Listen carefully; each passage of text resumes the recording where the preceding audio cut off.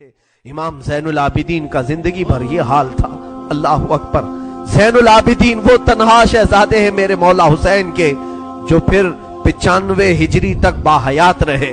امام حسین کی شہادت ہونے کے بعد 61 ہجری میں جو شہادت ہوئی، اس کے بعد سے سن 95 ہجری تک آپ باحیات رہے، لیکن روتے روتے آنکھوں کا پانی سوکھ گیا تھا۔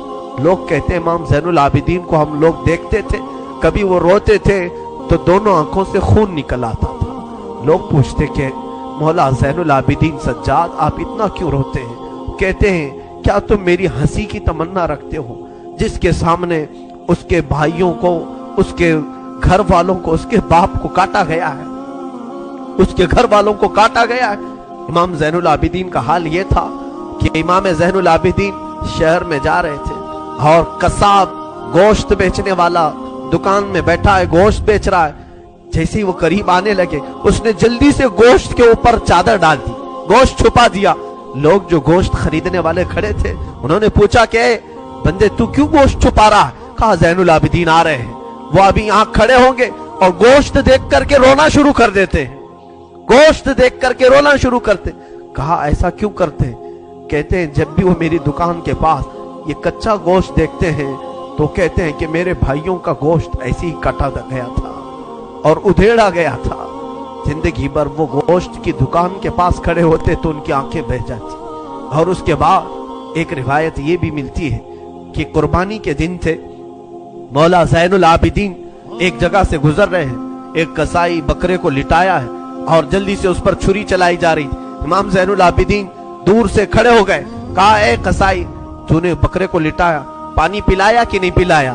وہ کھڑا ہوا، کہا اے امام زین العابدین ہم مسلمان ہیں، جانوروں کو کاٹتے ہیں تو پہلے پانی پلا کے کاٹتے ہیں۔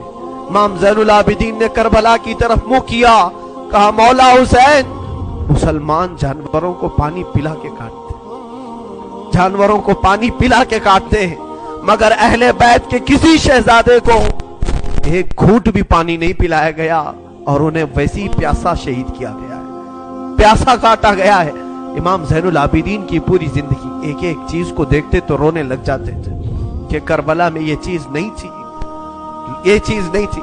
حسین ابن علی کے یہ صاحبزادے زین العابدین جہاں پر رہ رہے تھے خیمے میں، تو ایک مرتبہ ایسا ہوا کہ ابن زیاد جان بچاتا ہوا بھاگتا ہوا نکل آیا، کیونکہ مختار ثقفی اس کے پیچھے لگ گیا تھا، اپنے سواریوں کو دوڑا دیا تھا اس کے پیچھے کہ عبید اللہ بن زیاد جہاں بھی ملے اسے پکڑ کر کے لاؤ، اسے پکڑ کر کے لاؤ۔ تو سب اس کے پیچھے لگ گئے۔ مختار ثقفی کے ڈر سے عبید اللہ بن زیاد جان بچاتا ہوا بھاگتا ہوا ایک خیمے میں آیا۔ وہ خیمہ کسی اور کا نہیں، امام زین العابدین کا تھا۔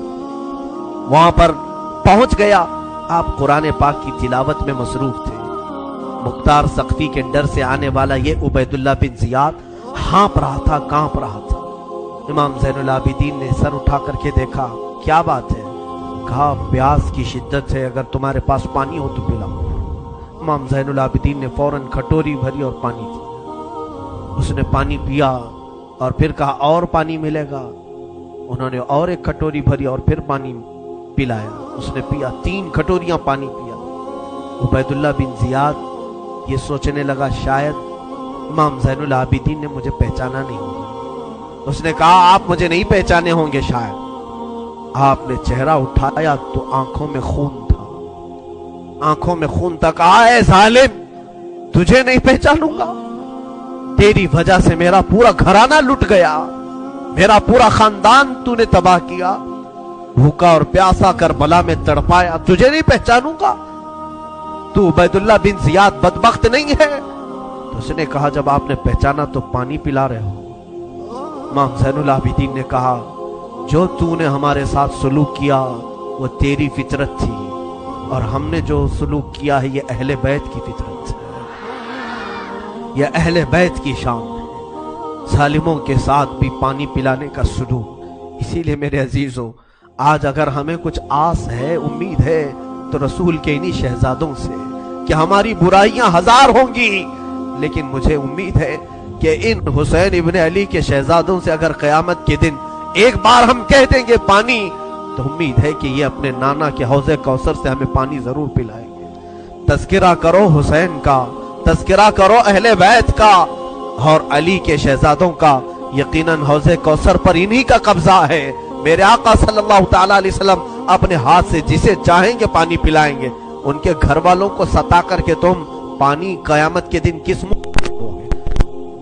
प्यास बुझाओगे? इमाम ज़ैनुल आबिदीन ने उस वक्त भी पानी पिलाया।